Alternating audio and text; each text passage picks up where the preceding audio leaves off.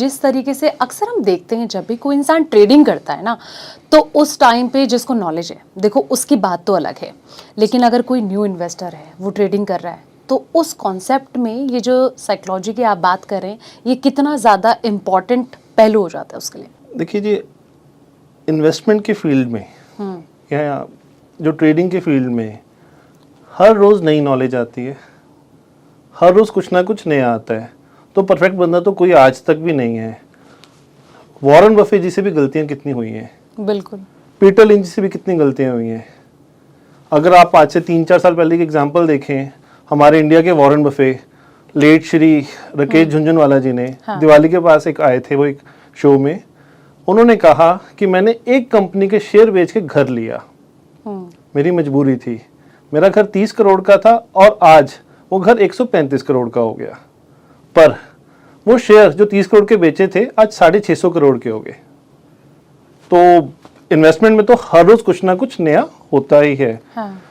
अब आप उन लोगों की बात करते हैं जो कहते हैं नए आते हैं। सो एक हमारे ना इन्वेस्टमेंट लक कहते हैं जी कि जो बंदा पहला ट्रेड करता है उसको 101% पैसे की कमाई होती ही होती है। मैं इसमें डिस्क्लेमर दे रहा हूँ, ये मत करिए कि पहला ट्रेड कहा था और आप अपना घर बेच के पैसा लगा दीजिए, उल्टा भी हो सकता है। मैं कोई भविष्यवाणी करने वाला पंडित नहीं हूँ, पर वो रिटर्न आते तो उसको लगता है कि मैंने तो इतने पैसे कमा लिए, वो फिर वहीं इन्वेस्ट करते हैं। वो नॉलेज नहीं करता, वो कहते हैं कि मुझे मेरे दोस्त ने बताया था, मैंने न्यूज़पेपर में पढ़ा था, मुझे SMS आया था, उसको देख के मैंने इन्वेस्ट कर लिए, मुझे तो प्रॉफिट हुआ ही हुआ।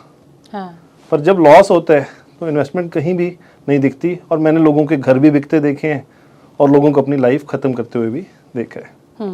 तो जब भी आपने इन्वेस्टमेंट करनी है, सोच समझ के इन्वेस्टमेंट करें। और इन्वेस्टमेंट हर रोज़ नया फील्ड है, हर रोज़ नई चीज़ आती है। हम इंडिया की अगर स्टोरी देखें, इंडिया में कितने लोग थे, कितनी कंपनी से जो बंद हो गई हैं, अच्छी अच्छी कंपनीज बंद हो गई हैं, बैंक्रप्सी फाइल कर चुके हैं, किसी को नहीं पता। हमें लगता है कि इसमें लगाएंगे तो रिटर्न आएगी, बट रिटर्न हमारे लगने से नहीं होता, कंपनी के कागजात से, कंपनी की वैल्यूएशन से, कंपनी की इन्वेस्टमेंट्स, उसकी जो प्रॉफिट अर्निंग है और क्या किस तरह से काम करती है, तो जाके रिटर्न आती है। साइकोलॉजी इन्वेस्टमेंट के लिए उतनी ज़्यादा ज़रूरी है।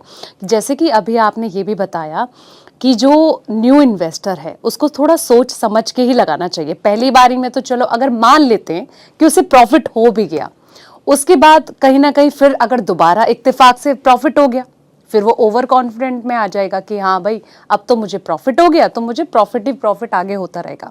तो फिर उस कॉन्सेप्ट में क्या समझा जाए कि फिर लालच जो है वो बढ़ता जाता है, तो ऐसे में उसे क्या तरकीब अपनानी चाहिए? हमारी अगर हम हिंदू मैथोलॉजी की बात करें तो ओवर कॉन्फिडेंस रावण को भी था कि उसको कोई नहीं मार सकता, दुर्योधन को भी था कि उसकी सेना बड़ी है, पांडव की सेना तो छोटी है। रावण भी खत्म हो गया, दुर्योधन भी खत्म हो गया। और कितने ओवर कॉन्फिडेंस के शिकार हम और लोगों को भी होते हुए देखा है। पॉलिटिक्स में भी देखा है, फाइनेंस में भी देखा है, एजुकेशन में भी देखा है। जो बच्चे पढ़ के जाते हैं वो ओवर कॉन्फिडेंस में ज़्यादा पढ़ लेते हैं कि हमें तो पढ़ने की ज़रूरत नहीं है। जब रिजल्ट आते हैं तो कुछ डिफरेंट होता है। तो सेम ही इन्वेस्टमेंट में है, आपको एक बार, 2 बार, 3 बार, 10 बार भी रिटर्न अच्छे आ जाए, पर back to basic, please investment करने से पहले सोचें, पढ़ें, फिर इन्वेस्ट करें। ये नहीं कि बस आ गया, हमें बिना स्टडी किए कुछ आ जाता है। अगर बिना स्टडी करे आता तो शायद आज हमारे इंडिया का लिटरेसी रेट भी बहुत ज़्यादा होता और सारे पढ़े लिखे होते और नौकरी की हमें कहीं ज़रूरत नहीं होती। तो और मैं अगर इन्वेस्टमेंट्स की बात करूं, ये मैं नहीं कहता, सेबी कहता है कि 92% इन्वेस्टर लॉस लेके बाहर निकलते हैं, वो प्रॉफिट नहीं कमाते। कोविड के बाद जो ओवर कॉन्फिडेंस है वो ज़रूरत से ज़्यादा बढ़ गया। और इतनी नई नई पॉन्जी स्कीम्स आई हैं कि आप शेयर में लगाएं पैसे, मैसेज आते हैं। आप आज भी अगर डाटा देखें, कितने लोग शेयर में पैसे कमाने के चक्कर में पैसे गंवा चुके हैं और करोड़ों रुपए चले गए और वो शर्म के मारे कहीं केस भी नहीं कर पा रहे हैं कि हम लोगों को क्या बताएंगे, हम तो बताते थे कि हमने पैसा कमा लिया। इन्वेस्टमेंट्स का कुछ दिन पहले एक ओवर कॉन्फिडेंट में बंदे से मिला। उसने मुझे कहा कि मैंने शेयर मार्केट में 50 लाख लगाया था, जो 2 करोड़ हो गया। अच्छा। ये 2 साल पहले की बात है। अब थोड़े दिन पहले मिला, कहता है यार 10 लाख ही रह गया। तो जो शेयर्स उन्होंने चूज किए, जो बढ़ रहे थे, वो डीलिस्ट भी हो गए, शेयर्स और कंपनीज के कुछ प्रॉफिट इतने कम हो गए हैं, प्रॉफिट दिखा रहे थे और नुकसान हुआ। हम यहाँ पे अपने एग्जांपल्स देखते हैं, जो बड़े बड़े फंड मैनेजर्स हैं, जो म्यूचुअल फंड को मैनेज करते हैं, उन्होंने बहुत अच्छे रिटर्न्स अपने पोर्टफोलियोज में दिए हैं, पर उनसे भी गलतियां होती हैं। मैं किसी फंड मैनेजर का नाम नहीं लेना चाहता, बट बड़े बड़े फंड मैनेजर्स ने गलतियां की, जो एक्सपर्ट है, जिनका सुबह शाम सिर्फ और सिर्फ मार्केट को, कंपनीज को पढ़ने का काम है। और हम कैसे वो नॉलेज कर सकते हैं? तो ओवर कॉन्फिडेंस से हमेशा ही बंदा नीचे ही जाता है।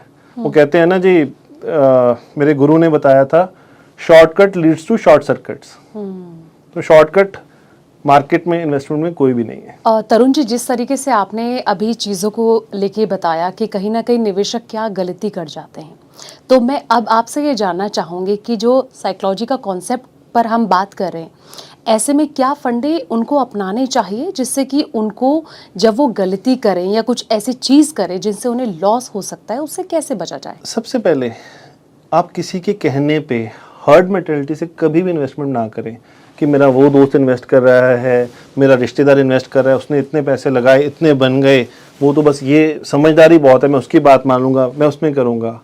हम यहाँ पे जब कपड़े लेने जाते हैं, मैं एग्जांपल एक कपड़ों की बताता हूँ, वहाँ पे हम एक ना शर्ट लेते हुए ना उससे सवाल करते हैं कि शर्ट का साइज़ क्या है, मुझे फिट हो जाएगी, कलर मेरे लिए सूट कर रहा है।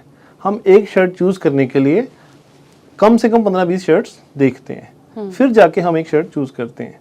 तो जब हम इन्वेस्टमेंट की बात करते हैं, जो मेरे दोस्त ने किया, जो मेरे रिश्तेदार ने किया, वही इन्वेस्ट करूँगा। ये गलती कभी भी ना करें। उनकी ज़रूरतें अलग हैं, आपकी ज़रूरतें अलग हैं। जब भी आपने इन्वेस्टमेंट करनी है, पहले तो अपना इन्वेस्टमेंट प्लान बनाएं कि आपको पैसे की ज़रूरत कब है। नॉर्मली लोग कहते हैं जी हमने पैसा कमाया, क्या किया, बस खर्च दिया, पार्टी करने चले गए। तो वो पार्टी की ज़रूरत थी आपको? आप छोटे गोल्स के टाइम पे बड़े गोल्स हमेशा भूल जाते हैं। एक तो इन्वेस्टमेंट की प्लानिंग करिए, लिखने की आदत करिए, और जब भी आपने इन्वेस्टमेंट करना है, आप पढ़ें कि इस इन्वेस्टमेंट का क्या प्रॉफिट है, क्या लॉस है।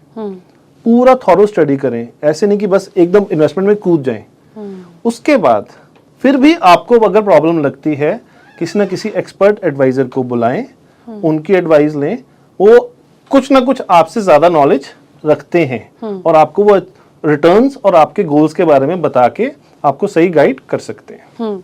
अच्छा, कुछ देर पहले तरुण जी आप वॉरेन बफे की बात कर रहे थे। जैसे आपने कहा कि कहीं ना कहीं गलतियां तो उन्होंने भी करी हैं अपनी इन्वेस्टमेंट जर्नी में, लेकिन उसके बावजूद भी देखिए लॉन्ग टर्म का जिस तरीके से वो लगातार उसे पुश करते हैं कि लॉन्ग टर्म में ही इन्वेस्ट किया जाना चाहिए।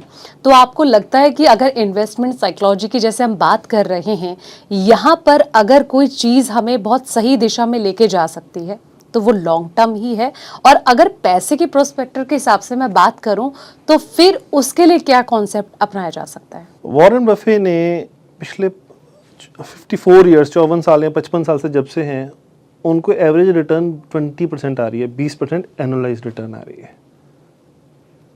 और 20% रिटर्न एक अच्छी हम रिटर्न कह देते हैं। हम अगर आज आप पीछे की म्यूचुअल फंड्स की हिस्ट्री देखें तो उसमें भी आपको बहुत अच्छी रिटर्न्स देखने को मिल जाएगी, पर इसका मतलब ये नहीं है कि वो भी आगे इतनी रिटर्न्स देंगी। हमें जब भी रिटर्न करनी है, लॉन्ग टर्म तो है ही है, कम से कम आपने मार्केट में इन्वेस्ट करना है 7 से 8 साल का होराइजन लेके चलें कि 7 से 8 साल से पहले आपने मार्केट से पैसा नहीं निकालना। टाइम दें मार्केट को, आपको रिटर्न्स आएंगी ही आएंगी। कोई भी ताकत आपके रिटर्न्स को नहीं रोक सकता। और जब आप इन्वेस्ट करते हैं उस टाइम आप थोड़ी सी स्टडी करने की कोशिश करिए कि जो फंड मैनेजर है वो कहाँ पैसा लगा रहा है। थोड़ी सी डिवर्सिफिकेशन कर लें कि कहाँ पे मुझे कितना सेक्टर चाहिए, मैं कितना रिस्क ले सकता हूँ। हम अपना कभी भी रिस्क टॉलरेंस नहीं देखते हैं, हम बस पैसे लगा देते हैं कि लगा दो। क्या मैं लार्ज कैप में लगाऊं, मैं मिड कैप में लगाऊं या स्मॉल कैप में लगाऊं? अरे स्मॉल कैप की रिटर्न तो बहुत अच्छी है, मैं इसमें लगा देता हूं। पर वही लालच वाली चीज आ जाती है, लालच वाली आ जाती है। पर स्मॉल कैप नीचे भी तो बहुत गिरता है, हम वो कभी नहीं देखते हैं। लार्ज कैप, अरे पिछले साल लार्ज कैप में अच्छी, आज मैं लार्ज कैप में ही लगा देता हूँ। हाँ। हम इसके पीछे अपना नुकसान ही करते हैं और उस साल लार्ज कैप की रिटर्न नहीं आती, स्मॉल कैप की आ जाती है।